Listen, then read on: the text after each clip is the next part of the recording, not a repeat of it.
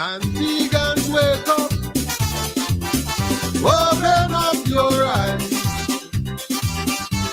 Your country needs you. Hope you realize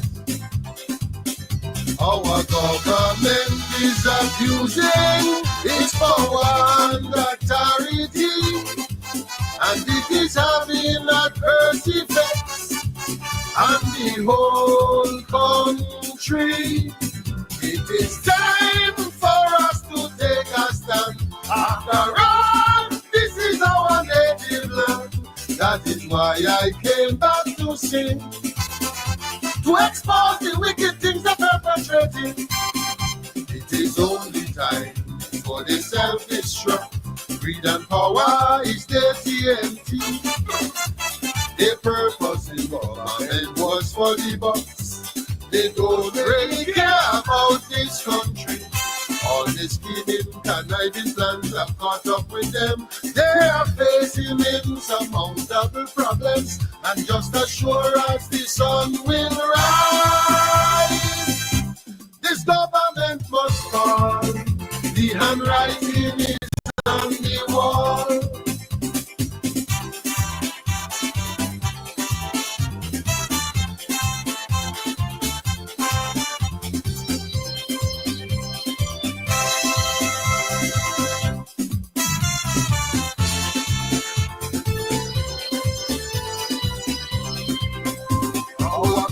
Minister, acts like a dictator. If with him you don't agree, you can't progress in your country. Our government has no respect for the business community. No dialogue, they only causing laws indiscriminately. Taxing the poor ones who have no money, while their friends live in luxury. As a family and the Prime Minister and them young boys think they're on Antigua. It is only time for the self-destruct. Greed and power is the TNT. Their purpose in government was for the bucks. They don't really care about this country. All the scheming, conniving plans have caught up with them. They are facing insurmountable problems, and just as sure as the sun will rise, this government must fall. The handwriting is on the wall.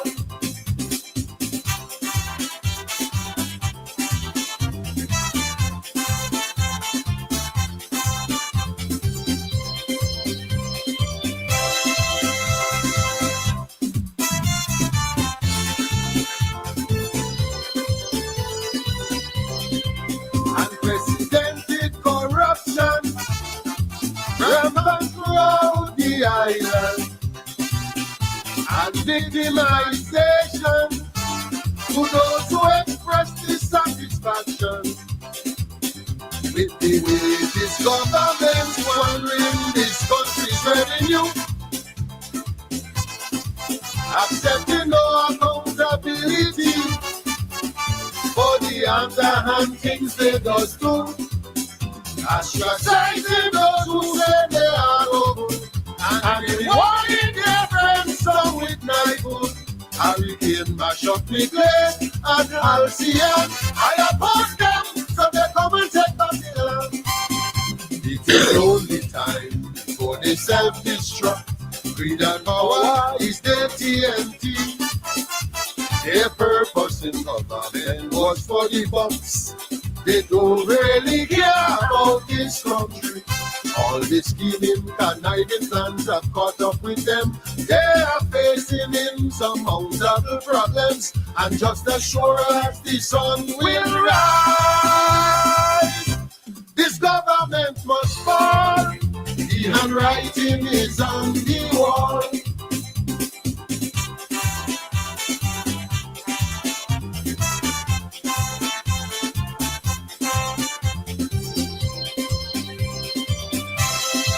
Was for the bucks. They don't really care about this country. All the scheming, conniving plans have caught up with them. They are facing insurmountable problems, and just as sure as the sun will rise, this government must fall. The handwriting is on the wall.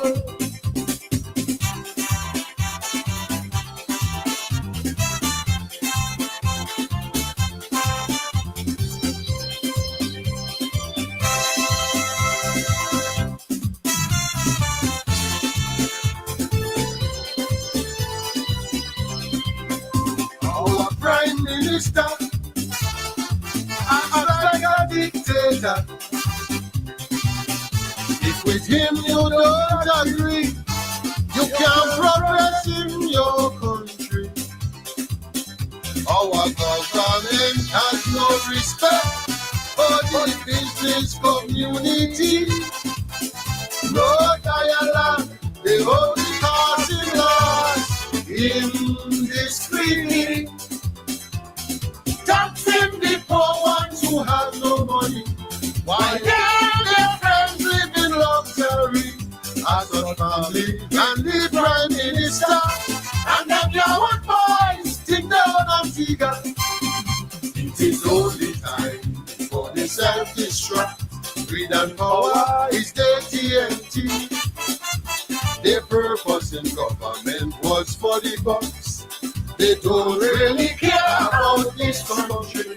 All the scheming, conniving plans have caught up with them. They are facing insurmountable problems, and just as sure as the sun will rise, this government must fall. The handwriting is on the wall.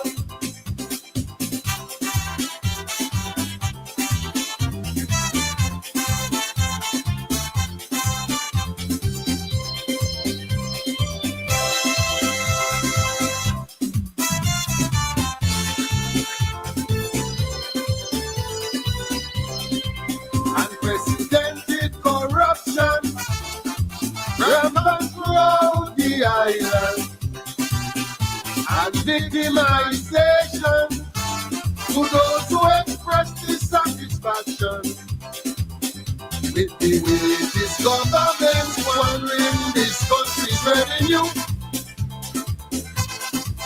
accepting no accountability for the underhand things they does do, ostracizing those who say they are no good, and rewarding their friends some with knifewood. Hurricane mash up the place at Alcian. I oppose them, so they come and take back the land. It is only time for the self-destruct. Greed and power is the TNT. Their purpose in government was for the bucks. They don't really care about this country. All the scheming, conniving plans have caught up with them. They are facing insurmountable problems, and just as sure as the sun will rise, this government must fall. The handwriting is on the wall.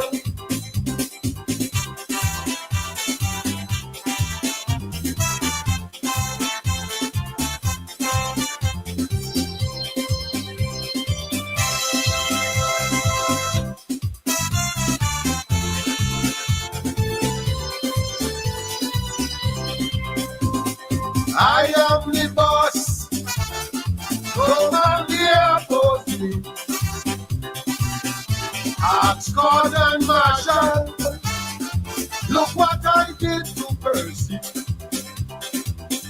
He was standing in the way of my daughter's future,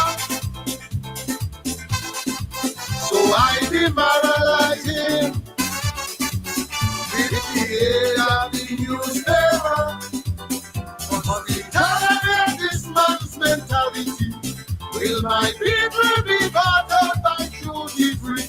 If we don't remove them in the next election, it will be a problem for the future generation. So I'll leave them alone, let them self-destruct. Greed Greed and power is the TFG. Their purpose in government was for the bucks. They don't really care about this country.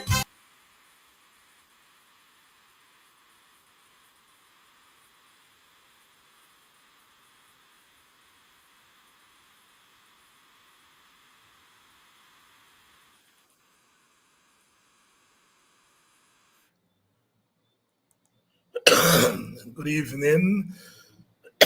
Oh my. Good evening and welcome to Politics 101.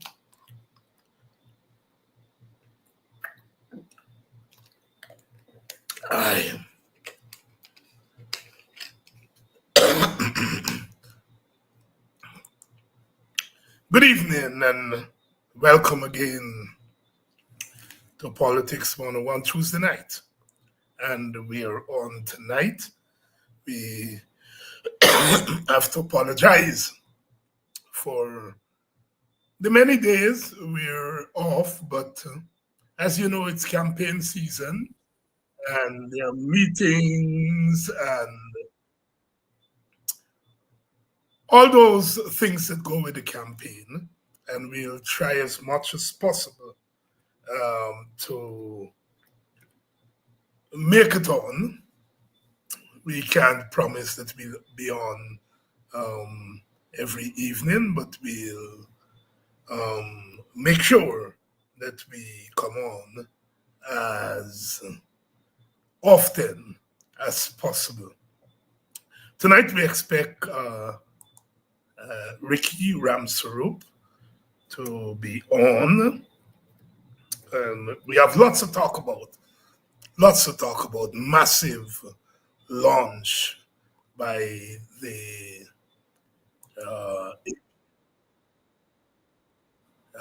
this past weekend on Sunday, and shivers. Many of them thought that it wouldn't happen, that there would not be a massive APNU campaign launch. But there was. And Freedom House are in lots of problems.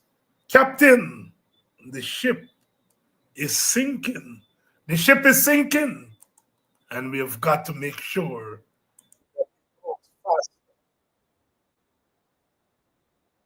fast. This is an SOS from the Trinidad. Location 7 miles off the coast of Venezuela. SOS, Mayday, up.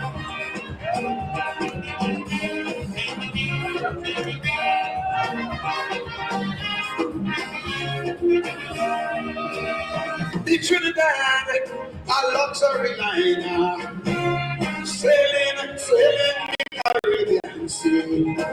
We got no captain named Eric Williams. For years, it's old and free. But sadly, Eric Williams passed away. The ship hit more than a day. Someone turned the bridge over to a captain named Chambers. My blood crawled, things started to fall. Hold my head when I said I fall. When they tell me, Captain, the ship is sinking.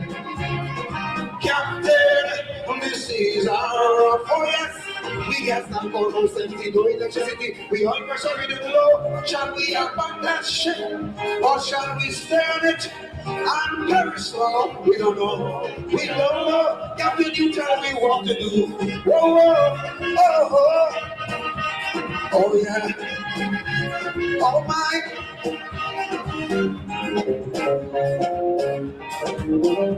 You know, boy.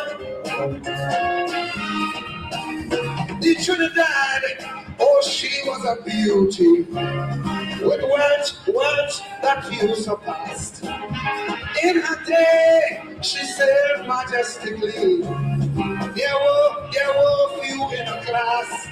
Faithfully, she fulfilled her sailor's need. Some were overpowered by greed. Some were big and slow. Some took fight bulk and go. Oh, she looked dull. She's like a lolly. She could barely sit in her heart. What a tell me. The ship is sinking. Captain, get that pollution, we know electricity. We all pressure in the flow. Shall we abandon ship or shall we stay on it? I'm very slow. We don't know. We don't know. Captain, you tell me what to do. Oh, oh,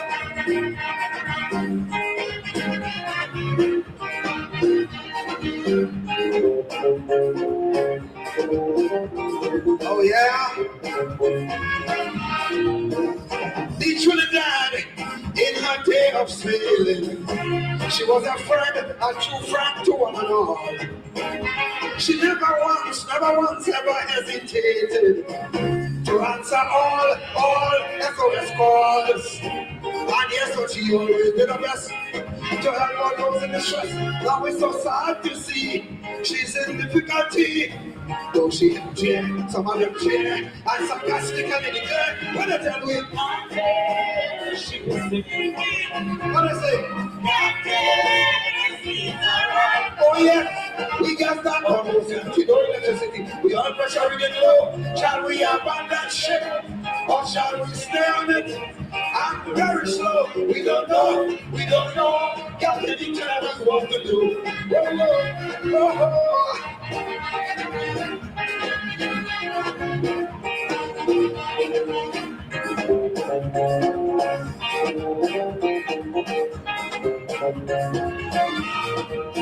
Now there's a lot of fingers pointing.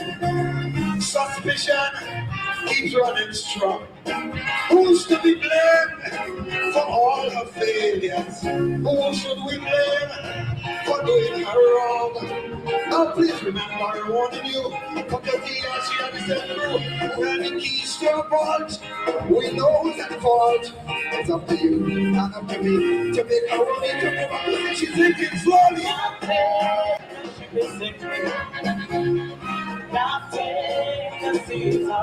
Oh yes, we got that almost empty, no electricity. We all pressure in the low. Shall we abandon shame or shall we stay on it? I'm just low. I don't know. That's it, you tell me what to do. I don't know. You tell me what to do. I don't know. Just you tell me what to do. I don't know. Listen here. Take it down.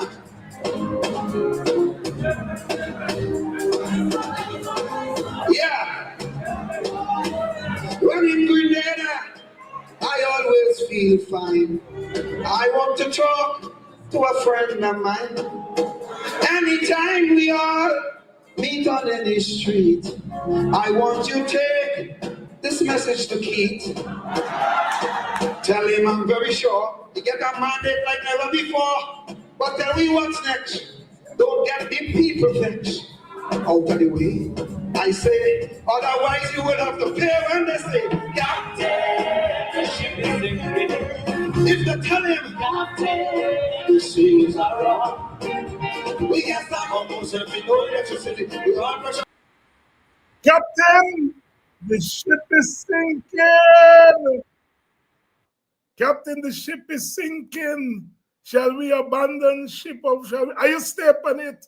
Are you go there, stay and let it go down with you all? Captain, the ship is sinking. Good evening to you all and welcome to Politics 101. What a weekend it was. CARICOM Day yesterday.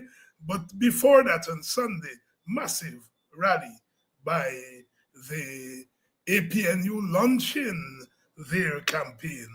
Met so many of you there. Oh my, it was quite a night. They said it would never happen. They said it would never happen.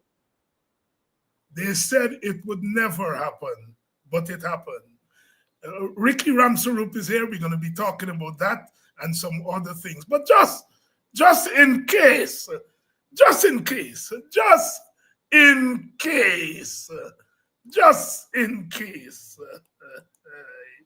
Hey. Your top stories this evening sponsored by Courts, bringing value home. livable income for all, says Dr. David Hinds. APNU lays out anti-poverty strategy during elections campaign launch. APNU assures Guyanese that restorative justice will come should it win the seat of government as the party launches its political campaign. Government prepared to dish out another US $50,000 monthly to US lobbying firm, and unity and cooperation needed to secure region's future as CARICOM celebrates its 52nd anniversary. HGP Nightly News begins now.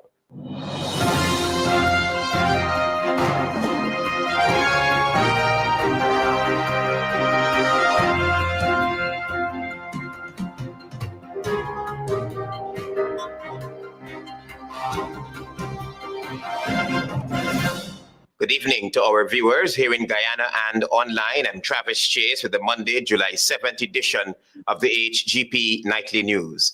Here's what you need to know this evening. The Square of the Revolution was a sea of green on Sunday when the Partnership for National Unity officially launched its 2025 political campaign ahead of the September polls.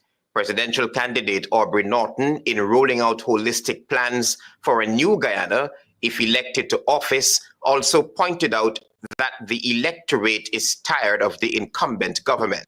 Antonio Day opens our broadcast with this story.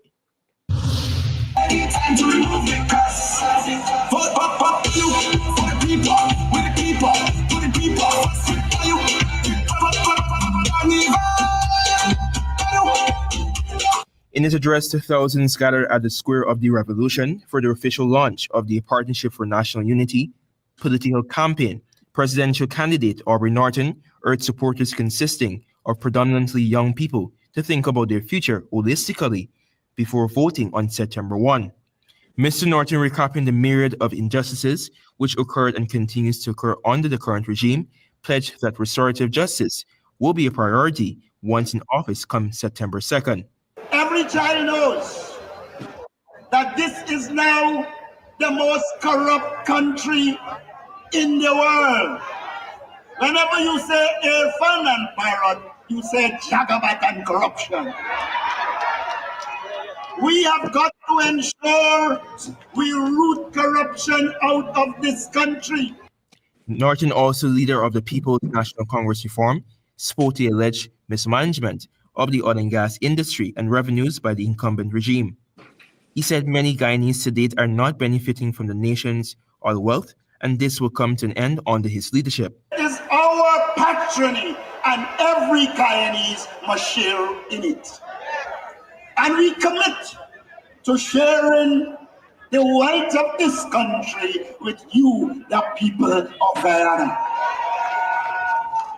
Prime Ministerial candidate Director of Finance then laid out the APNU's people-centered development strategy. The APNU coalition government will make sure that public servants are paid 35% salary increase. The APNU coalition will increase the income tax threshold to $400,000 a month. Finance, the former Shadow Minister for Finance in the Alliance for Change, also announced that every young person pursuing post-secondary education will receive $50,000 every month to cover basic needs. It was highlighted that old age pension will be increased to $100,000 monthly. Every child from birth to 18 years of age will receive $120,000 yearly to support their needs, were also among benefits Guyanese will receive under an APNU government. Also in attendance were Psycho Andrews, attorneys at law Dexter Todd, Ronald Daniels, and Roycel Ford, along with Eden Corbin, Onyx Duncan, and Vanessa Thomas, all young faces showing their support behind an APNU government. Now we want the flags in the air for Aubrey.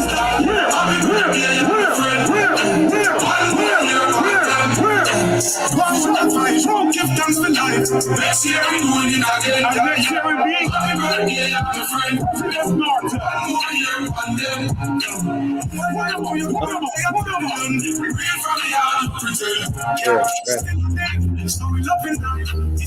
Antonio Day reporting for the HGP Nightly News.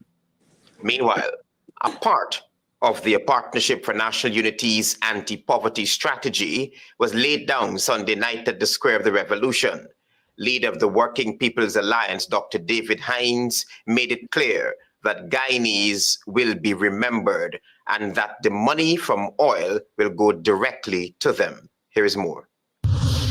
In a fiery speech at the launch of the Partnership for National Unity campaign at the Square of the Revolution Sunday night, Working People's Alliance co-leader Dr. David Hinds hammered home the point that should the APNU be elected into office after the September 1 general and regional elections, one of the coalition's anti-poverty strategy would be to negotiate acceptable wages and salaries with trade unions. Once we take power, all the workers of this country, we will sit down with your unions and we will bargain with your unions and ensure that every worker gets a living wage in this country. Banking on figures that Guyana is expected to produce about 1.5 million barrels of oil per day by 2029 and earn as much as US 10 billion yearly, Dr. Hinds promised that the wealth of the nation will go directly to the people of Guyana under an APNU government. We will ensure that the oil wealth, a percentage of it comes directly to you all. Not a $100,000 freck. The political scientist said laws will be enacted to ensure that every single Guyanese benefit from the country's resources, regardless of size, composition, economic circumstance, or location. We will go to Parliament and we will put it in law that a percentage of the oil money will go to every Guyanese. As you all know, the party to which I belong, from as early as 2018, said that by 2025, each Guyanese could be and will be, every family will be entitled to $1 million Guyanese. Dr. Hinds also appealed to the thousands that gathered at the Square of the Revolution not to split or waste their vote come September 1 and to vote solidly for APNU to make the coalition's promises a reality. Travis Chase, HGP. Anami Sessa. Anami Sessa. Anami Sessa is the new Sessa. If I say, they're going to say, a bias, but it's the news. It's the news. You all saw it? Thousands of you were there. Thousands more were online. And the PPP were shivering, and they're still shivering. Because when they see the crowd there, and now the crowd woke up. Huh? People laughing and going to the PPP, and people this, and not electable, and the PNC dead, and the APNU dead, and WPA this, and WPA that. Sisters and brothers, the time has come. We saw, I see, and I sure that Rickey see it too. The PPP do their own poll. Their own poll, you know. Let nobody do it. They do it themselves. And you know what the poll's showing? That they're at 43%. Sisters and brothers, I've been hammering it home to you all here every day, every night. 43%. 43. They were fighting there right now. And when they saw, and when the country saw what happened on Sunday's just a sample. When they saw what's happening there, they are shivering right now. Rickey, this appearance on Politics 101 is long, long, long overdue. But you are here. And I want to start off by asking your impression. We got a lot of things to talk, but let me start with Sunday first. As you were there, I saw you, we were all there. We were all on stage, we were all backstage. When you saw what happened there on Sunday night, what went through your mind? Thanks, Dr. Hines. Indeed, I am overdue on your program, and I always welcome, happy to be on your program. And I want to say good evening to all your viewers listening across Guyana and in the diaspora. Yeah, actually, it was really, I knew this was coming. I knew this would happen because I never backed down from Aubrey C. Norton. I know his potential. I know him as a astute politician, and I know what he's capable of because he have single-handedly in the last local government elections, without all his big fancy vehicles and monies and also did excellently in the local government elections. And I knew that his way that he was working, especially getting our grounds and get his groups and the structure and so on in order, I knew that he can pull this off. And I know he's capable well enough to pull us over the line come September 1st, 2025. And the atmosphere was very ecstatic.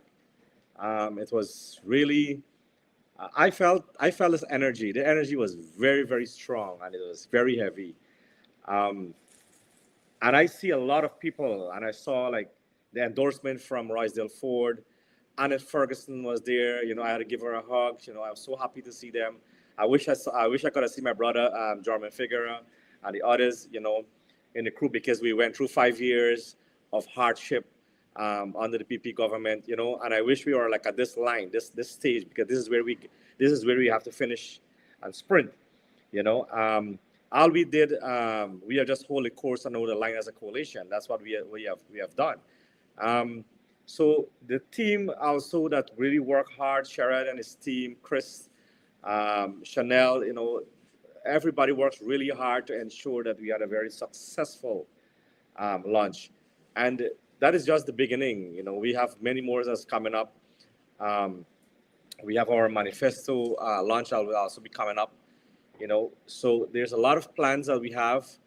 And I think people should be excited to know that our leader and our presidential candidate, Aubrey Norton, roll out some of the plans that we have. And the key here is putting people first.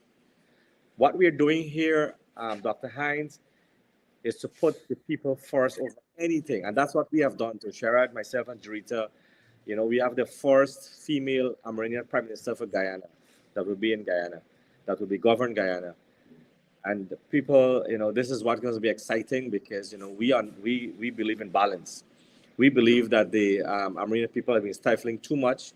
And I really appreciate and happy that Aubrey Compton Norton has selected a very, very good candidate to run alongside of him.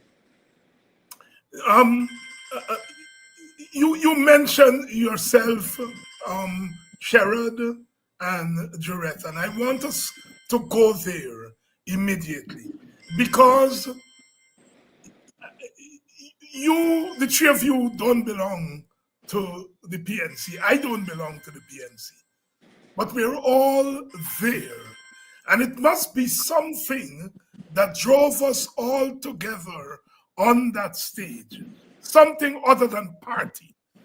And I may say that for me, it might have been a little bit easier because I am coalescing, we, the WP, are coalescing with the party.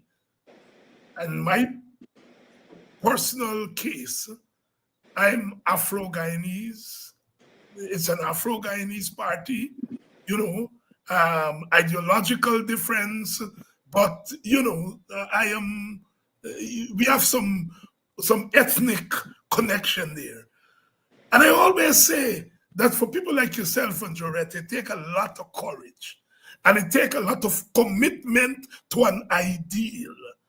Because it can't be you all were there on stage and rooting for the APNU out of some ethnic solidarity.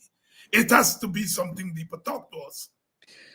And you are absolutely correct. Let me tell you this. A lot of persons underestimate Aubrey Norton and don't understand him sometimes. He's very honest. He is very, very honest and straightforward. He is very a man to his word. And he doesn't lie. He brought a lot of untruth out to us that was happening within our side. We didn't even knew anything what was happening. And, you know, it's not that we wanted to really to regurgitate this thing, you know, but, you know, you asked a very, very, very hard question that what brings us to this side. And I think Juritas also saw the same thing, is that the honesty within him, his not being a corrupt politician. He have worked the grounds, and I wanted to say this, and I said publicly. I did tell him in front of him that I supported Aubrey Norton because he hold the line. He is a person that came from since Forbes Barnum. I came right down the line, and despite what people said and push him and do this, he still becomes a leader of the PNCR. And today he's going to lead a big delegation into government because he has that potential. He has the capability to do that. And that is what we saw within him. He's firm. He didn't say, okay, I'm going to leave the PNCR and go form my own party, despite what people said and push him aside and all of these things. You know, and that is what I'm amazed with him. And any person that stood up and hold the line and go through is a person that you can really depend on. He didn't left the party and then come back and say that, okay, I'm going to run the party as leader and push everybody aside. He came, he hold a line, and he run. He's been honest, and he knows that he have the potential. I know that he have the potential and capability to take us over the line. So the honesty and integrity that he has, Dr. Hinds, is what really drives me. And in politics, despite we are politicians, we have to be honest. At 80% of our life, we have to be honest. Because if we don't be honest, well, how can we make proper policy? And that is what's driving the PPP crazy. They want to know how they are losing all this fame and this money they're using, how they're losing that 45%. And I think it's way below 45%. You understand? How they are losing that? It's because they're not honest with the people of Guyana. We still have close, just below 50% of our populations are in poverty. They are going to spend $800 million in campaign. And we got a lot of families in Blackbush and the other areas in quarantine. Sometimes they're struggling to find 2 meals a day. You understand? This is the kind of people that we have an elite group. I hear they had a church program at the stadium, and they had this VIP section. I mean, you're going to pray to God and you have a VIP section? When I go to my man there, I don't want nobody to call me MP. I don't want nobody to call me and come shake my hand. You know, you pray about, that's how we do it. I am a devotee to God. We should be seen equal. You know? So is the eliteness in them, and there are other reasons that they believe that they're superior to everybody and want to suppress people, you know, and that is the issue they're having. And Aubrey is an ordinary man on the ground. He connects to his people, he understands the struggle, and he understands the people what they need. And you'll see the fiery, he did a very wonderful speech. His speech was very to the people. He was speaking to the people of Guyana. He was speaking to the people of Guyana. Rickey Ramsaroop, member of parliament in the last parliament representing the APNU AFC. Rickey, you were part of the coalition. I'm still part of it. And you're still part of it, the APNUFC coalition. And I think what it all came down to, for all of us, was coalition or not coalition. Mm-hmm. I have been back home 3.5 weeks now.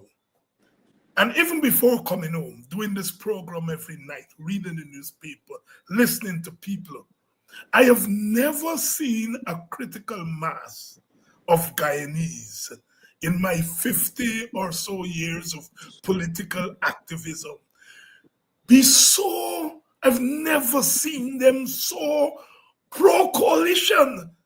Everybody, this morning, my neighbor here in Buxton, he said, David, Amanza was missing there last night. The morning after, yesterday morning, he said Amanza was missing there last night. He said Nigel was missing there last night. He said, can you all not do one more thing to get a feel that we all, although they're gone, we all should be together. Even at this, Peter said 11th hour, even at this 13th hour, our people are still clamoring for coalition. Was it difficult for you to make that decision, coalition or not coalition? It was never difficult. And let me tell you why. If you believe in unity and you want to run this country and you want to bring everybody under an umbrella, you cannot speak of coalition. I mean, you cannot say that you don't believe in coalition. If you think about the people of Guyana, we put Guyanese first. When Sheriff Juriti and I said, you know what, we're going to hold this line as a coalition here, because 6 months and our party could not, the AFC could not make a decision. 6 months. And when they finally said, okay, when the leader finally says, listen, we're not going to have any coalition anymore, we said, no, this is wrong move, that we got to lead from the back. And a lot of our people within our party, the AFC, a lot of persons, keep saying our party, forgive me, because I'm an expelled member of the party. Right, but right? It's still your party. That's right. I got it in my heart. I didn't left 8 years and come back to want to lead it. I stayed the course. However, 6 months and we couldn't get it together. You understand me? The national conference charged the current executive to form a coalition. The national executive, on about 3 occasions, moved motions to ensure that we have a result by March 31st. I don't know if you recall that. I was one of the motion and was passed there, right? To ensure that there was a coalition. Rickey Ramsaroop told them that if you don't do this here, it's going to be destroyed. People wanted a coalition. Rickey was in a negotiation, and still, he and Raphael still telling that the coalition is it. But Aubrey says the right thing. If it was between him and Nigel alone, they would have a coalition. Aubrey said it, and he was absolutely right. But every time that he has to go back to his executive, which has nothing with the party, I think it's just probably 4 of them. You understand? Probably 4 of them. Every time he goes back to that group, something negative is coming. Right? So despite all of that, it was not a difficult decision for us to make, because we stayed the course. We stayed the line. We hold the line because we believe that coalition politics is the only way to remove the PP from office. So it was not difficult. It was not difficult. Rickey, you spoke about Aubrey, and I echo a lot of what you said. I have been representing the WP at the leadership level and interacting with Aubrey since he became leader of the PNC in 2021. Our party appointed me to be the one-on-one liaison with Aubrey, and I, in those 4 years, I've worked very closely with him. And I can say here publicly that although the WPA was not part of the parliamentary group, that whenever critical issues came up, Aubrey still would consult or inform me of what's going on. although I was not part of the parliamentary group. So Yeah. I endorse that. I think that he has set a new tone. As small parties, the AFC, the WPA, we didn't have such a great experience when the coalition was in office. Both parties will agree to that. But we still maintain that coalition is the way to go. Tell us a little bit about Juretta, because she's young, she's indigenous, she's a female. I mean, I say she tick 3 boxes there, straight off the bat like that. But for those of us who have not worked very closely with her, talk to us, talk to the audience about what she is as a political activist. Juretta is an amazing, amazing girl. Besides that, MP, those status, she's a simple person, very simple and down to earth. All she was always thinking about is, Rickey, I mean, what can we, we have to look at these people, this thing is hurting every day, the cost of living. She's an economist by profession. They said, we have to come up with policies. She will call all hours in the night. You understand? She'll text and say, you know what, we have to get a meeting. Can we go here? We got to go here. You understand me? We know the financials sometimes beat us, to do much as traveling that we wanted to do. But she said, we have to find a way. She said, once there's a will, there's going to be a way. So she's a very brilliant. She's smart. She works really hard. When she took up the challenge of being the Shadow Minister of Finance to deal with the Finance Minister, Ashni Singh, you understand, they believe that she would have been easy bypass, but she never did. She proved herself. And she hailed from Bartica. She has a bachelor's degree in economics, and she also has a master's degree in the public administration. I think she did the program from Commonwealth of Learning through the University of Guyana. And she also a mother. She has 3 beautiful daughters. And she has a very, very stable, composed family. And she's very humble. If you get to know her, she always got a smile on her face. And she's always willing to work and help as much as possible. She always thinks about the people of Guyana and wants to make things better. And she came from Bartica, a very community that is well known. In fact, she is probably already at Parika because she went there yesterday. And, it's very, very, I'm very happy to say that I'm very happy and proud to have her as our Prime Minister candidate and to work with her. Sherrod also is the same with her. We supported her, and says when Aubrey gave her that, she said, guys, the first thing she can receive. She never leave out of anything, nothing. She said, guys, I can't do this without y'all support. We can't do it. I said, listen, you go, Aubrey trusts you. We trust each other. And there's a whole trust process. This whole thing is built on trust, Dr. Hinds. Trust. And that is why I'm saying that I give Aubrey 1,000% support of going into the next election and to become president of Guyana. Because I knew I can rely on him. I knew I can count on him. And I know Juretta will also be a very good partner with him because of the trust and understanding and the brilliance. Both of them are brilliant candidates, and they are not corrupt. They're not corrupt. Rickey, let's talk about you, because I think your case is special. I mean, Juretta comes from the Amerindian community. And one thing about Amerindians, they share their votes across the board. I mean, they are probably the most inclusive when it comes to their votes. You come from the Indian Guyanese community, and I think a lot of us don't understand that community, because what the PPP has done, it has sealed that community off, or it has tried to seal that community off from the rest.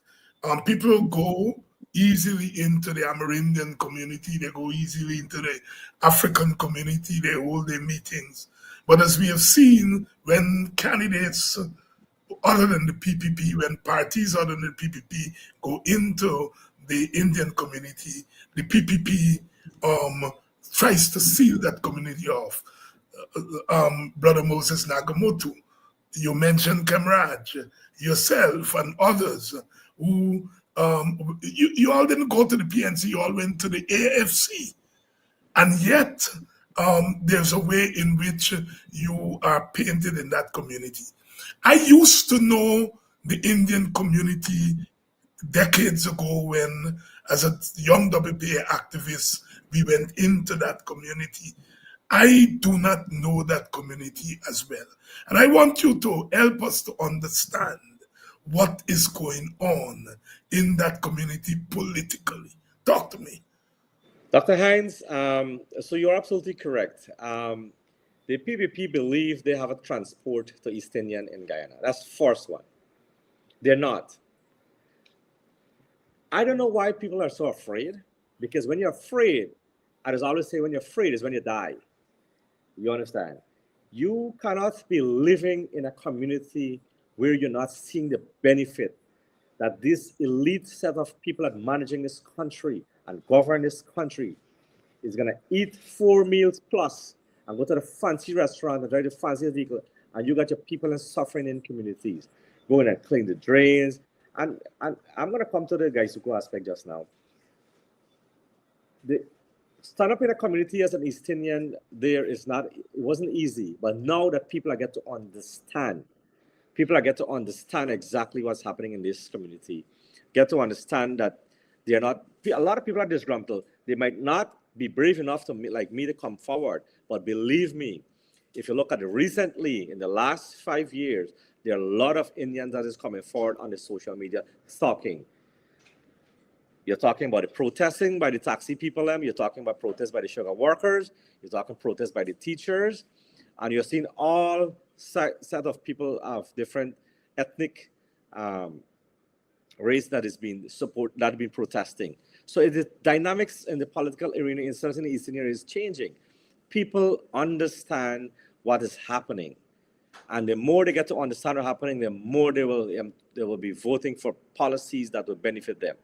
Not all the big projects that they're jumping and saying that if people doesn't have money in their pocket or cannot send their children to have proper education, not to go cut cane, but to send them to give them proper education so that they can go in this new sector that we have in the oil and gas sector. I don't understand why that we are wanted our children, especially East Indian, to go and cut cane. I don't understand it. We have been there. We have come as indentured labor. We have come as slavery, as slaves. Right? We can import laborers to do the work. There are a lot of people like we used to go to Barbados to cut cane. Remember? We used to go to cut cane. Now Guyana is in a position where we have more abundance of the resource, especially the oil, that we can come and hire people to go and do that work, because we wanted to maintain that sugar is a very important sector for Guyana, right? And we have really right sizes to ensure that it's function for its need, because we believe, for me personally, I believe that the byproducts from sugar, especially ethanol, is a very, very important commodities here. But for the East Indian community, they need to understand more and more and come out bravely. The PPP doesn't have a transport for you. The PPP doesn't have a transport for you. You have a right. You are the one who put them in office. Why are you putting them in office and they're getting and you can't get? Something is wrong with you. Something is wrong with you. You have to come up and get up and get. You have to ensure that you tell them, I am in charge. The people are in charge. That is why our philosophy to this election on September 1st is putting the people first, because that is what we got to do. But the PPP is not doing that. They're putting themselves first, and their friends first, and their favorites first, and the family first. Look at all of them. Look at all of them. And that's why when Aubrey says, put your wealth to your salary or what you're getting, let us see. Let us see. And well said. Talk to us a little bit about Gaisuku, because the PPP has been going to the Indian Guyanese community and telling them, after 5 years of promise that they will resurrect the sugar industry and all that thing, they're now going to the people and promising them that they're going to resurrect the sugar industry. They're going to make sugar great again after the election.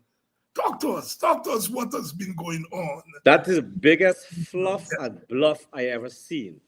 And if our East Indian communities believe what the president said, something is wrong, is brainwashing. Because they had 5 years, they said, we're going to make it great again, and they can't make it again. They reduce the target and still can't meet the target. But other than that, I can remember 19 of them they put behind the bars in Kanji. Kamraj, pro bono, had to left every time from Georgetown to go and represent them. I hope they don't forget that. Because it's the same PPP that tell you that they're going to make sugar great again is the one who locked them up. They didn't understand the dynamics. They didn't understand the change. Yesterday, when we look at the temperature, it was 39 degrees. You think it's easy going to cut cane in that condition? You got to change your whole mechanism, how you do it. You got to modernize it. You have to give people other opportunities so they can see and feel the benefit. You understand? You can't get people protesting for a little salary. And you're gonna import people now, laborer from overseas. The big anyway, we can talk the healthcare in another section. But the sugar workers need to have priorities. They go and said they're gonna the Rosal estate. They're gonna open it.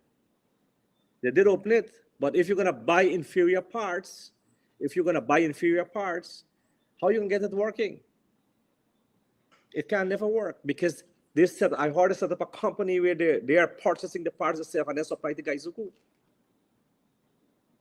And then you put in friends to a CEO. Then you put a man that didn't even know about sugar to go on the sugar to deal with the Gaisuku. How are you gonna get it up, Dr. Hines? Then you're gonna put another friend who probably even know the whole and cane properly and can peel it to go and run Gaisuku. And this is the problem that we're getting, is they're putting square pegs in wrong hole. Mm-hmm. Go ahead, talk to us a little bit about the APNU's plan for Gaisuku. Well, Aubrey laid it out very quite clearly. Yes. That Gaisuku will not be closed. That's the first thing I want to establish. Right. What we're going to do, we're going to maintain in a better way that they're doing right now, as a second point. The third point, we will train. Training is such an important factor. So that some of those lands, because some of the people are tired, you can give them the opportunity to do more agriculture products. Let me put it that way. In our last government, we had the 5P program. Remember the pineapple, yes, papas, and so on. You have to now match those agriculture produced with a market mechanism. And you have to also train these farmers to have certification like the European Union is doing. I can't off my head, I can't remember the certification. But just like we had certification for forestry, we have a certification for agriculture produce coming from Guyana to Europe, so you can have a big market. How do you do that? It's through training and collaboration with the European Union. There are big markets in Europe for agriculture products, pumpkins and edos and peppers, pineapples. And if you can that is what we're going to diversify that sector, to give people their opportunity that they can earn their own money rather than waiting for handouts and handouts and handouts. They will have the greatest opportunity of their life to do entrepreneurship business. But we have to be there to train them. Nari have to double what they're doing there. Not that nonsense to put another friend there to run it. He probably don't have about agriculture. You understand? And let me tell you this too, our import bills, sorry I didn't get a statistics, I got to pull the statistics before, I was really busy today. The import bills of Guyana is very high. The importation of agriculture produce, and if you notice, some of the farmers are complaining about that especially in the Palm Road. I think if you look at one of Mohammed's video, the people in Palm Road said, Mr. Mohammed, we are producing the same products here that is being imported to Guyana. How can you do that? We are bringing chicken now from Brazil, and chicken are like big, big, big and hard. I can't even eat it anymore. We have shutting the poultry industry down in Guyana. We're supposed to bring the most modern technology to breed our chickens, the vaccinations, the feed. We get the soya beans in now. Why they can't make a factory to produce the feed for the chicken? But everything is exported and you import everything. What do you think is going to happen in the country? The cost of living is going to rise. You're heating the economy. Our economy right now is overheat. And that is what is happening in Guyana. So when it comes to the Gaisuko agriculture, I think Aubrey, I keep saying Aubrey, but Aubrey Compton Norton, our presidential candidate and the president-to-be, laid it out quite clearly. The diversification is where we're going to go, and training is an important factor. And we have to do that. If we don't train our people, this is 5 years. 5 years, Dr. Hines. And we have not set up proper oil and gas training school for our Guyanese people. By now, we're supposed to be running the entire rig. At least 80% of those work. 80% of those work, we have Guyanese supposed to be in and doing that there. But no, we don't believe in the training. They were forced to put the university free again. They're the one, is the PPP who put education, put back fees to UG. They were the one who did it. But because we had it in our manifesto since 2020, and we continue to roll it out, and it comes to another election, now they bring them free education. Free education. Rickey Ramsaroop, member of parliament in the last parliament, representing the APNU AFC. He was part of that faction of the AFC, along with Joretta Finance, the prime ministerial candidate of the APNU, and Cheryl Duncan, who is known to all of you, and driven by their commitment to coalition politics. They are part of the APNU coalition. Rickey is talking to us here tonight on a range of issues. Rickey, you yourself, you talked about Joretta's qualifications. You yourself, you're pursuing a PhD. Yes, Dr. Hines. I didn't. All right. I don't like to boast about it, but I have a degree I have a diploma in forestry, a degree in forestry. I have a master's in forest biology. My specialty is sawmilling, and I also have a master's in business administration. And I'm pursuing my PhD at the Florida International University. I'm now a Panther family.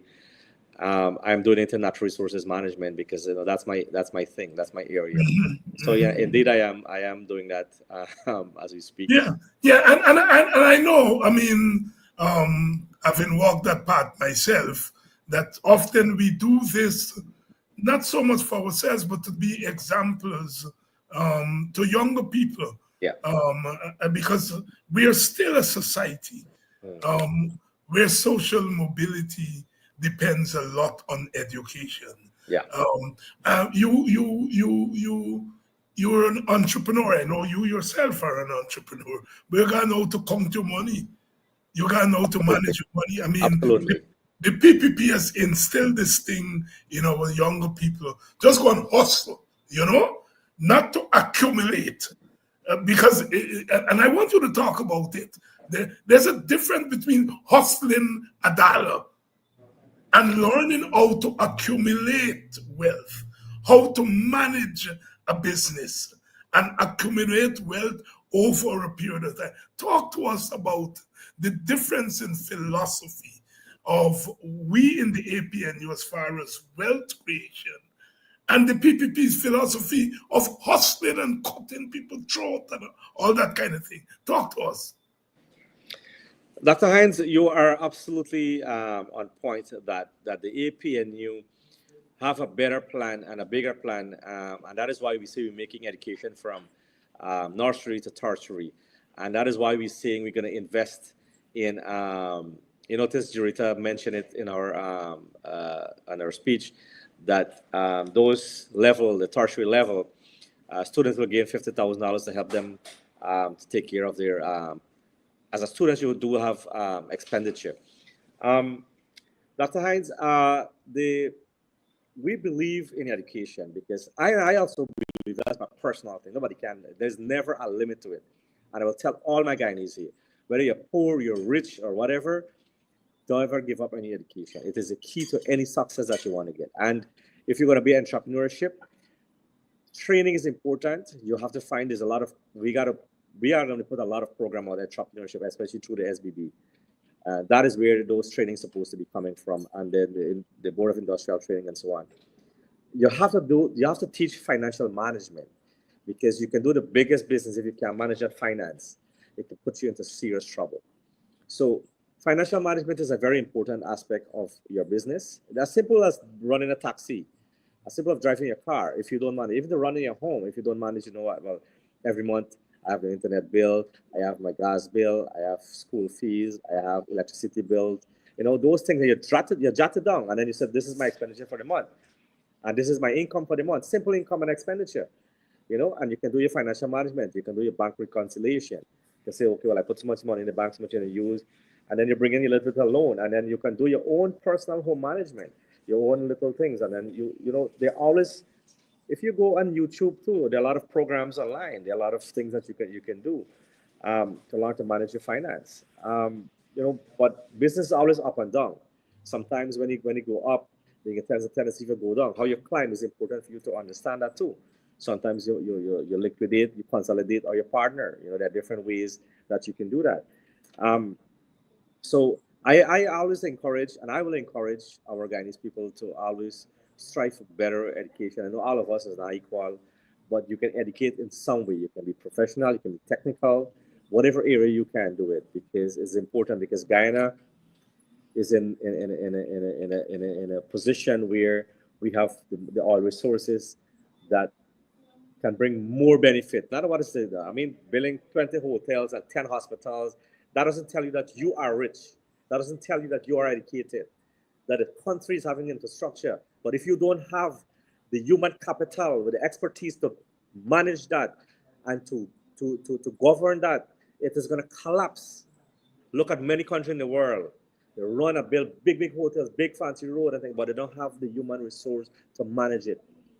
And that is why countries like the United States and UK always want people to come into the country to help service those things, because the people that who they got cannot do it. It's too much. Is when the infrastructure is bigger than the population. You're going to have problems. You got to create that balance. It has to be a steady flow of development, not a overheat or impact. And that is what happened to Guyana. That is what happened to Guyana. Rickey Ramsaroop here. And I'm so excited about, you know, what I see.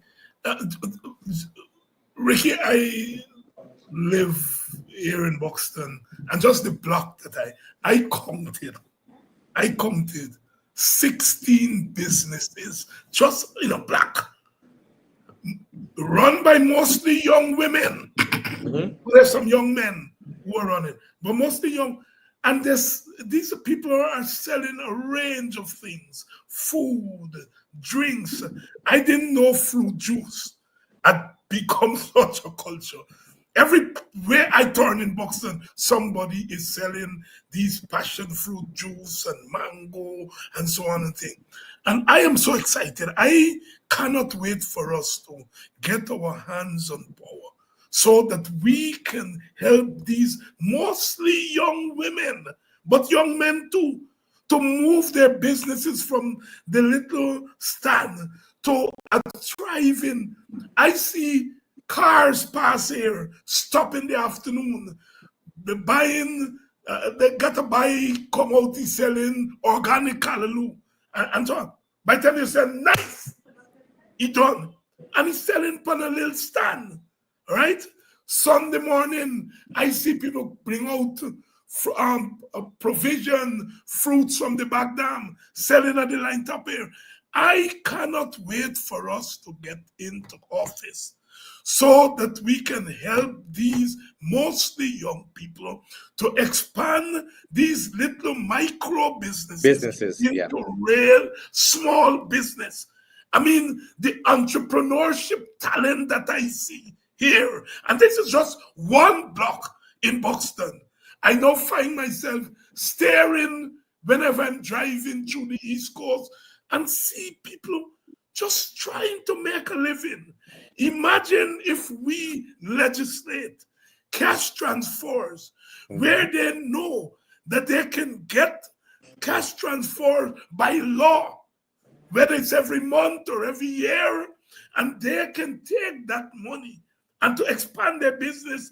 Nobody ain't gonna give them a handout. They already have the rudiments, as the big people would say here in the village, the rudiments of a thriving business. And I know you as an entrepreneur, that's something that you feel very strongly about. I am very definitely strong with it because, you know, as simple as you were saying that callaloo, if you put organic and you brand it, and you go to social media and you just put a little ad out that put a says, look, at Buxton such and such or Paradise, this is my location. I'm selling organic callaloo, right? Or bhaji.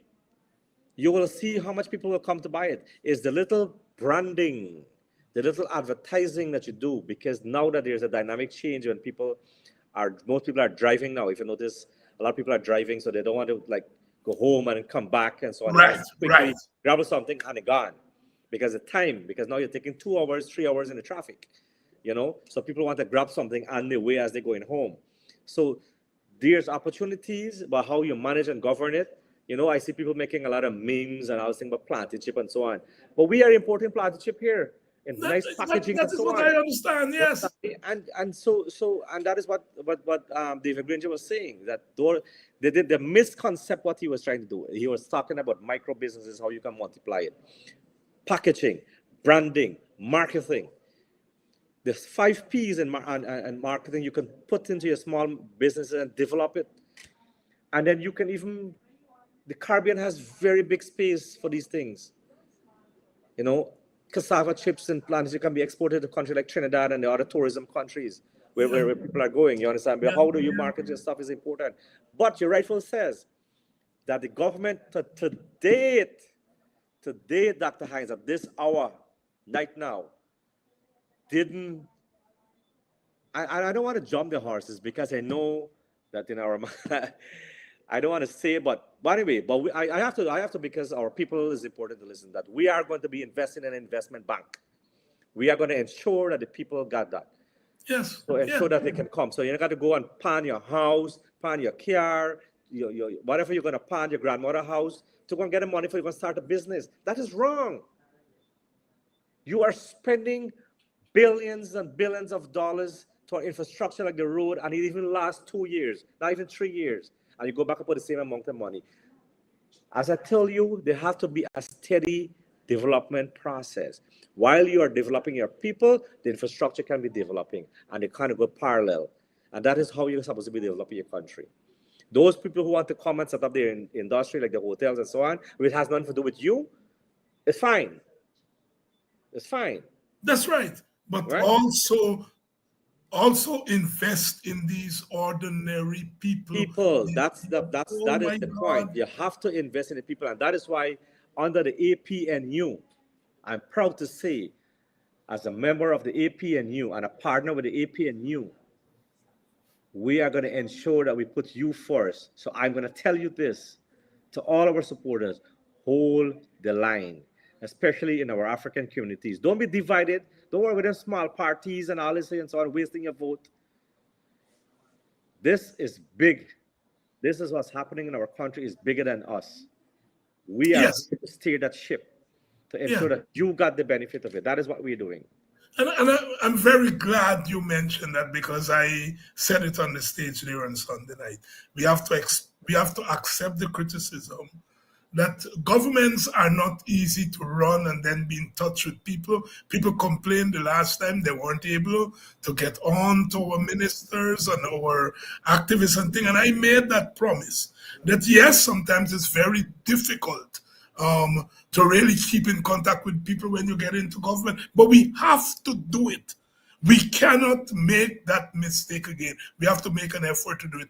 I run into James Bond a couple of weeks ago at a very popular breakfast place here in Buxton, Harper the roadside. In the morning, Harper get and for sale bacon, salt, fish, and boil and fry and so on. And I was there. I ran into James, and he bought me breakfast, and he and I talked. And I said, well, James, I don't mind you going to the PPP. He tell me, he said, well, Doc, we need to get people like Harper expand. I say, I agree with you. If you're going to the PPP, that's what you should do, is to get Harper to expand. You know, because he's doing a good business here, all right? But he needs to expand. And that is what we in the APNU are going to do. I cannot wait for these young people and all the people who are into business. They're taking there for the last of the dollar. They tell me, Harper, employing 7, 8 people and so on. I mean, that's a small business. But he can do better because there's a demand for what the product is putting out. I see people coming from Bobby's, coming from wherever, stopping there. I sat there for almost 2 hours and observed. And like I said, James was there, and we had a talk. We can disagree politically, but we have to agree that some of that money that's spending upon road and spending upon this and spending upon people like Harper, spending upon this little girl that they're in a little thing here, selling bread and tennis roll in the afternoon. I can't get a hand for selling them, but they're in a little stand. Dr. Hinds, that is why on road. Yes. That is why we will invest in our people. Yes. As I told you before, that if you don't invest in the human capital, the infrastructure that you're building here, we can't maintain it. And that's going to put a downfall in the economy. You will have to get people that comes in to do it. And even if it comes in, people are not going to come to your country because you can't pay them. You're going to run out of their money. You have to manage that money. And that's another conversation. We can talk about the NRF fund, another segment. But this, you're absolutely right. We are all, the APNU is for the people. We are putting people first.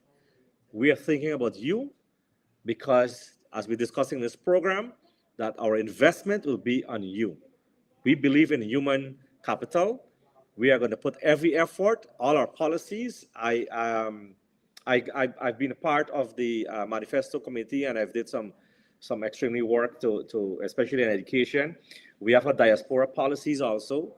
That back when we were in government, I was part and able to deal with Carl. With high respect to him, I call him Short Boss. That's Carl Greenwich. We had diaspora policies, and I brought some of that over and to continue because you can have our generations. People want a piece of Guyana. Not only those people who left first, but they have a second generation. They have a third generation. We have a bank of educational bank in the diaspora that we can make use of. We can have them to come here to train also our people here in Guyana. And I'm stressing on training because we need to do that. Every aspect.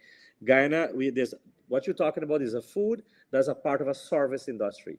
Hair cutting, wash bay, all those little service industry, how you do it is important. There can be new technology how to do it. You understand? Yes. But if you don't help the people to do it properly, they ain't gonna get the money to do it. We have to do it. We gotta show them how it's been done. We bring 15 wash bay owners into one classroom and show them how it's been done. and give them the capital to them to install it, and you're going to see how the development is going to happen. The small and medium-sized industry is an industry that drives any economy in the world. Yes, Not the big companies that they're sending a file for bankruptcy. And small and medium-sized. And for all they talk, Ricky, about infrastructure, I'm talking to people here in Buxton, they're here and I'm here. And take that boil and fry thing, where they boil up the provision, the cassava, the plantain and thing, and they put saltfish and egg and so on. And I was talking to the farmers because some of them brought out plantain and they were selling in front of here on Sunday. And their complaint is they can't bring the food out. They can't bring the provision out. Because I'm saying, if there's a demand for boil and fry, then there's a demand for plantain and cassava and edo and so on. But they're telling me they can't bring, in order to get to Buxton back down. They can go through Lusiknan. And we have been asking, they have told me they've been asking for farm to market roads. They talk about big infrastructure, but they can't build, and they come in here, promise the people farm to market till up to now. And I want to make that commitment. That's a personal and political commitment that I am making. When we get into office, that I am going to ensure, and I will get wrong with my comrades, if they do not pay attention to these ordinary small people, mostly women, but men also, who are doing everything with the little money that they can get to turn over and make at least a day-to-day living. But they can do more than that. Imagine, Dr. Hinds, that they are striving off their own pockets. Imagine if you boost them and you make that road to the farms. And that's not all. We will create an app. It's a marketing app. It's a strategy that we will create that let's say Dr. Hinds is producing 100,000 pounds of plantains a year or month or week, and Rickey is producing rice or whatever. We have it on the app, and Rickey is buying 100,000 plantain. On that app, you will see or put your price. So that's how you control price also. So the plantain is selling at $200 a pound. Rickey knows that he's gonna go there and buy plantain at $200 a pound. I know I can know that every month Dr. Hinds will give me 1,000 pounds of plantain, right? Those are the things that you're gonna be on the app. If you don't drive it in another stage further, you're not gonna help the people. So rather than you going and look for markets and so on, we bring in the market on your phone. There you go. You understand? You have to use the technology and the advent of technology to ensure that you can market what you have. You have to help the people. If you don't show the people, you just can't put them in a classroom in addition to saying that. You have to do practical stuff. You have to get officers and we just call them, it's supposed to be extension officers. And that's what I say, NARI is, that way that they govern that thing, that needs to be shut down and do it properly. You understand me? You have to get your extension officer services, not only go in and check. What advisor are you doing? How much business have you mentored? We used to do papa and pineapples, tissue culture at NARI. At NARI, we used to do that there. Propagate proper pineapples. You hear? That's what they're doing now. And we are talking here tonight about policy, especially as it relates to poor people and poverty. We have to get rid of poverty. And we are saying this new small industry. I go to the baker shop here, Benjamin Baker shop here. They do the same morning breakfast story. You got to line up. I just said, some people are getting harder. But when they go there in the morning, they got to line up. They got to line up. And I'm saying that these are small businesses that they're on to something. And you can see that what they need is the support from government. Not to give them $100,000 and so on. You give them $1 million. I can see these little girls in front, they're struggling. I got this morning, I said, girl, want egg and thing. She said, Mr. Hines, the thing does go quick. I make 15 and it goes so whap. All right? And this is 8 o'clock in the morning. You see? No.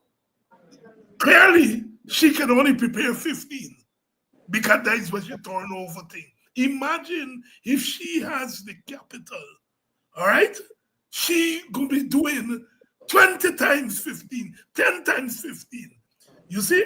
And so that is why I am very glad that yourself and others are paying attention to this small business story.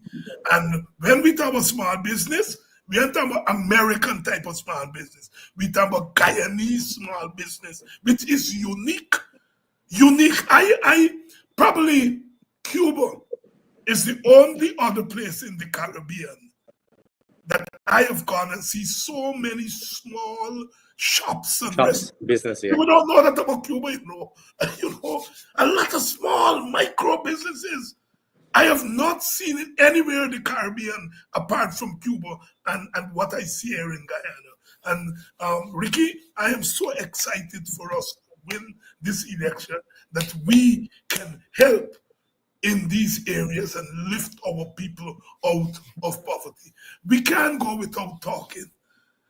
I think more than half of that crowd at the Square Revolution were young people. I noticed. Yep. I noticed Travis and the reporters at AGP made that observation. Yeah.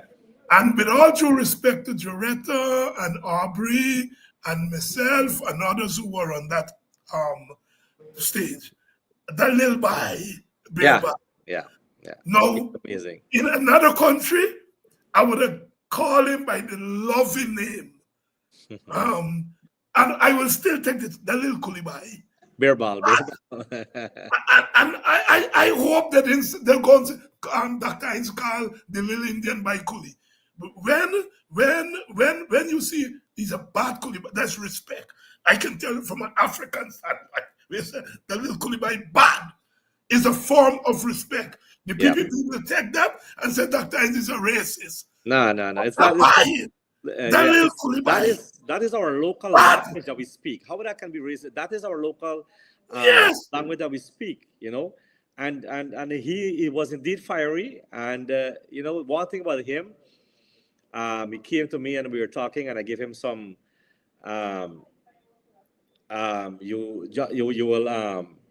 He was saying, I gave him some tips as to, you know, what you know, you should be doing and so on. And he came back and said, Ricky, thank you very much. You know, I said, blank everything in your head and focus what you're doing. Forget that everybody is looking at you there. And you know, he went fiery. He did speak from his heart. And I think that was important. You know, you remember when when I first started, I was like nervous like hell, you know. But when you speak from inside, it's important, you know. And you know, Dr. Hines, with all due respect, you know, we have a lot of work to do. I'm asking our people to hold a line, that we're going to cross this line, and we're going to put you first to ensure that we, all with policies that we're talking about, that you are being part of it, that you will be part of it, and we got you in our heart. That is what we are here fighting for. That's what we're fighting from. Young Birbal, he's going to be on Politics 101. We already made that arrangement. God, whenever I start talk this Sunday night, they say, Lord, look up, buy them water come out of my mouth, like when you put lard or butter pan, hot frying pan, you know, we just run off. Yeah, he's amazing. He was amazing. Real find there, that young man. And he has earned so many fans. I noticed the Kaitro News did a news story on his remarks, and I think that is so good. I wish the other news, because I think he's just 22. Yeah, I understand he own business. Yep. I understand he done a degree. Yep. That's the kind of product. And for those young people who are thinking about wasting their vote, don't waste your vote. As you said it tonight, do not waste your vote. put your vote the right place so that you can elect a young man like Birbal Singh to be part of the leadership of this country. I am so proud of that young man. So proud, and so many young people in that audience, the young people on the stage. I think a lot of persons were surprised to see so many young persons, but I want to tell you that about Aubrey C. Norton. I tell people, y'all underestimate him. He believed in his young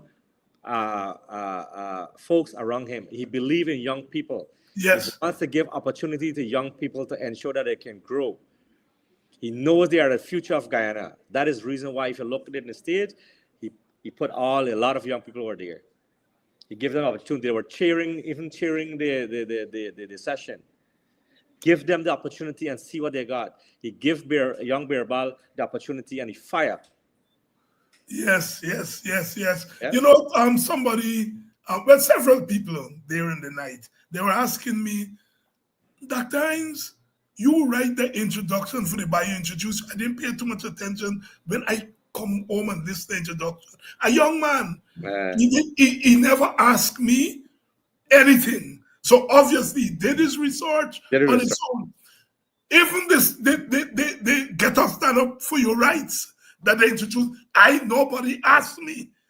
The point I'm making is that those young people are paying attention.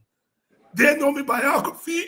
They know what song to introduce me with, and so on. I left that place that night, Ricky, feeling much better about the future of our country. Yeah. Because I think young people, and you're still a young man too, I think that you all are going to lead the renaissance in this country, the renaissance that we need in the country. Young people in the leadership, young people into entrepreneurship, young workers educating themselves. Our country will be a much better place when our young people are wired into what we're doing. Ricky, it's such a pleasure. You have to come back more often. Your closing thoughts. My closing thought is my call that I'm making, and I'll make it again, and I'll continue to do this, is to our listener viewers, to all our supporters, and those who don't want to support us, but listen to our policies. Don't look at our face. Look at our policy. Our policy is for the people and it's for you. And I'm telling our voters to hold the line, be patient. We have struggled for the last 5 years. We know all the issues. If we wasn't struggle, you're not getting all those protests and all those issues that we're having. I'm saying come out and support us. Welcome people in our community.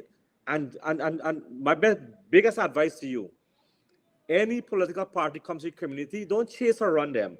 Welcome them, listen to them. We are going to, but listen to our policies, not promises, policies. And that is what we are coming home with APNU. We have policies for all the sectors. We have revitalizations of many. We have some advanced policies. Look out for our launch, our manifesto launch. You will see it all there. I'm begging you, do not waste your vote. Stay with the APNU. We can do this. Rickey Ramsaroop. Ricky, thank you very much. And I'll be seeing you almost on a daily basis. But you will be back as we march towards September 1st. Thank you very much, my brother. Thank you, Dr. Hines, and good night to everybody. And to you, the audience, yes, we have been tardy, and it's campaign season, so not every night I'll be able to make it here, but I'll try as much as possible to make it as often as I can. Meetings, both internal meetings, campaign meetings, and so forth. But Politics 101 is never going to die. It's here. Thank you all very much. Let me say a special shout out to a couple in Maikoni. Brother Kidaki and I went up there early one morning before board wife wake, as they say. True supporters.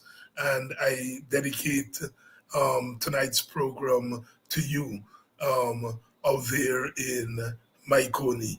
And to all the people in Maikoni, I understand there's some requests in Mahaica for me to come there. I hope I'll be able to make it into Mahaica. Understand there are a few WPA nests in Mahaica, and I'm gonna make it there, and central Myconia, understand that I'm going to try as much as possible. I've already talked to the campaign manager in Region 5 about spending a lot of time in Region 5. So you're going to see me out there, all right? And to all of you who I met on Sunday night, so many of you. That little boy, a little 6-year-old boy, came to take a selfie with me. And he listens to Politics 101 every night. His grandfather brought him, and they lifted him, and he came. They sent me the picture. I'm going to show it tomorrow night, and so on. Little penny boy. I said, "What's your name?" He tell me name. He said, I watch Politics 101 every night. When I was on the stage, he asked his grandfather, "Is that not Dr. Hines?" The grandfather said, "Yes." And he said he wanted to take up his grandfather brought him backstage. Very touching, very touching. I am so hopeful. I am so hopeful about my country. Not that I wasn't hopeful before, but I am more hopeful now. The little children, there's a suffer the little children to come unto me. The little children, the young people, young men, young women. I think we are in good hands. They say, sometimes God don't come, but he does send. And he has sent us. And I'm not forgetting the older people, because the wisdom is needed. The wisdom is needed. The amount of wisdom I get in these last 2 days, they say, well, one lady, she said, "Doctor, let me give you this one here. One Barabbas killed Jesus. Now left one Barabbas to go for one second Barabbas." Are you figure out what she mean? Now left, not kick out one Barabbas to put in one next Barabbas. A lot of the wisdom that you would hear from me is a keen ear for the language of our people, the culture of our people. And we have to, you see, all them little boy and little girl, you see a dance and so on, you know, the music play, the star. We have to turn our entertainment industry into a real cultural industry. The cultural products that we have in Guyana, that we mustn't just get our young people to just dance up and shake the bam bam, but use dance, because dance is the language of the body. Use it as an industry. Use it as entrepreneurship. Yes, I want our people to accumulate wealth, not to hustle a dollar for eat a food, but to accumulate wealth. And we are committed to doing that. As I was saying to me, young brothers and sisters, I'm saying to you all, stay put. Stay close to us. Put your vote the right place. Because this election, as they said, is to separate the sheep from the goat. Again, tomorrow night.